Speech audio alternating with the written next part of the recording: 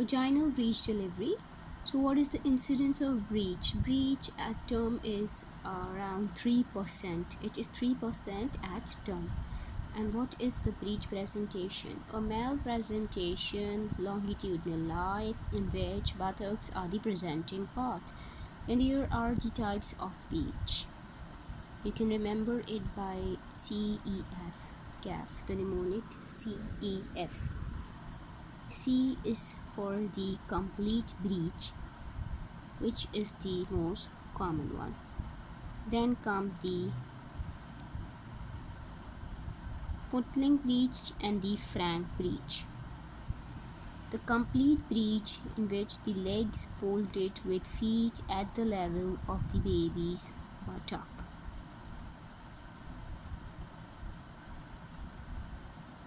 And the frank breech, which is the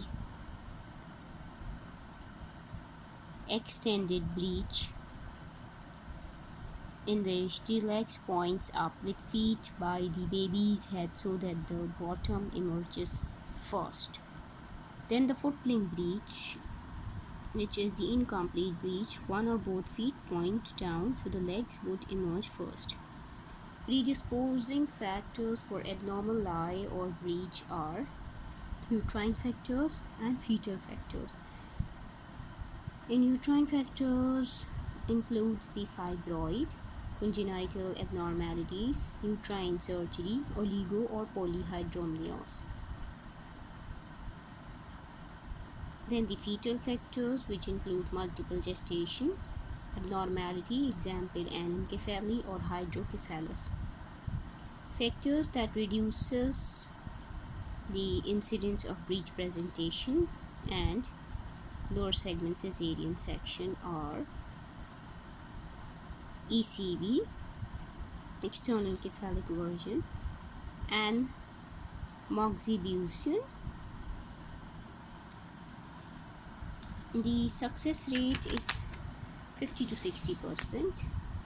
ECV का जो success rate है 50 to 60% है. And the third is breech maneuvers. Then the mode of delivery. Mode of delivery can be vaginal or cesarean. In vaginal delivery, there are types, that is spontaneous vaginal delivery, breech extraction, that is second twin, and assisted vaginal delivery. In cesarean, there is adequate incision, that is Smiley's incision.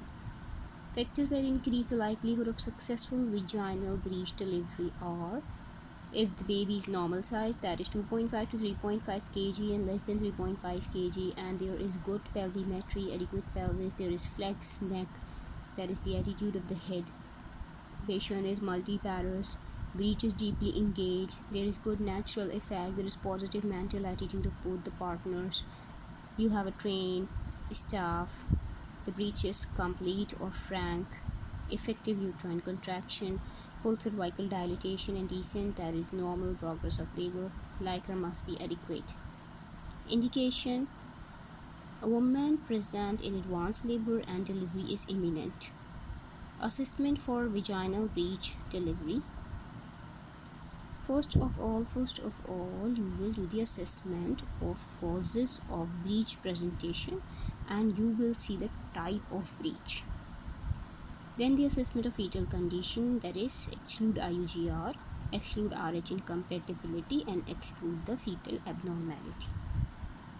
Then assess the size, that is the fetal weight. It should be less than 3.9 kg and attitude, it should be flexed. Assessment of maternal pelvis, there is clinical pelvimetry. Assessment of maternal condition, exclude significant maternal diseases like diabetes, preeclampsia, cardiac or renal disease.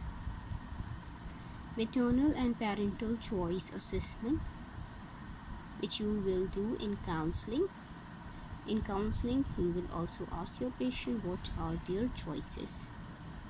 You are rather going to ask the couple what are their choices. Counseling include the problem brief, that there can be head destruction, there can be asphyxia, an ICU admission, fractures, there are risk of instrumental delivery and cesarean, and maternal problems like PPH, tear, OT procedure and infection. So what is the procedure? I will introduce myself to the patient and will explain the whole condition to couple and rule out any contraindications to breech vaginal delivery by taking history and examination and take informed consent.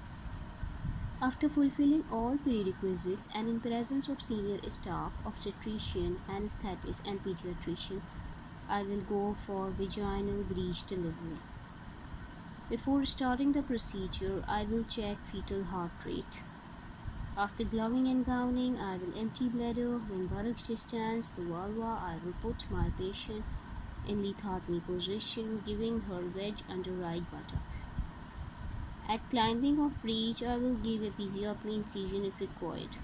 Buttocks will deliver with lateral flexion of bodies spontaneously.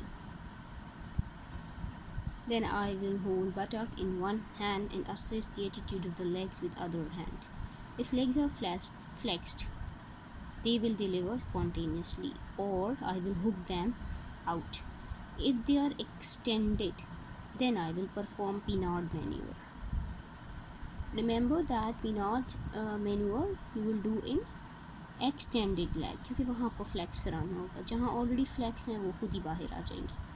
I will put my one finger in popliteal fossa and flex the knee joint with other finger and deliver the leg.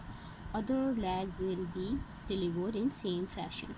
Body will descend further with further uterine contraction till umbilicus. Then I will wrap the baby in moist, warm towel and will check the cord if it is tight. I will loosen it while keeping back anteriorly. Body will be delivered with uterine contraction till inferior angle of scapula become visible.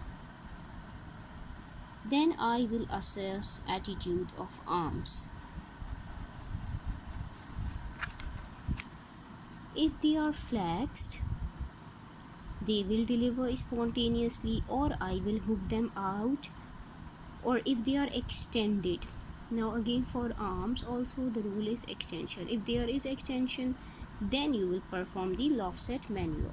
I will rotate the body through 180 degree, keeping back anteriorly with same downward traction and bring posterior shoulder anteriorly under pubic symphysis and deliver it. Then I will rotate in opposite direction, keeping back anteriorly and deliver the other shoulder. Baby will descend further with uterine contraction, keeping back anteriorly till nape of the neck visible, and then head will deliver ideally by Piper's forceps or by Burns Marshall or Morris Smiley wheel maneuver. When the head is in the pelvis or on the pelvic floor or out of the pelvis, or Vigant Martin Winkle maneuver, in which head is above the pelvic brim and bring it into the pelvis by rotating from oblique diameter to smaller transverse bitemporal diameter. Piper's forceps. I will ask my assistant to hold the baby and apply forceps in conventional method and apply traction to deliver head, keeping one hand on perineum to support it. Once Marshall, I will grasp the feet of the baby and turn it towards mother's abdomen, keeping one hand on perineum to allow controlled delivery of the head. I will ask my assistant to maintain flexed attitude of the head. Morris's Smiley wheat. I will put the baby on my left arm, keeping middle finger in mouth or jaw, and index finger and middle finger and ring finger on malar eminence, and right hand on the occiput to facilitate the flexion. Then I will traction on mouth by left hand and enhance flexion by right hand to deliver the head by promoting the flexion.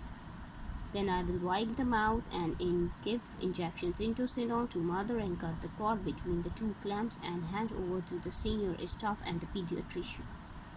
Then I will deliver the placenta and look for its completeness and membranes.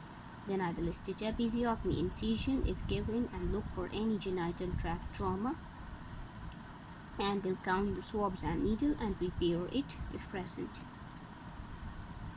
Then I will clean vulva, reposition the patient, give her the vaginal pad, cover her and shift her to recovery room to observe her vitals and vaginal bleeding.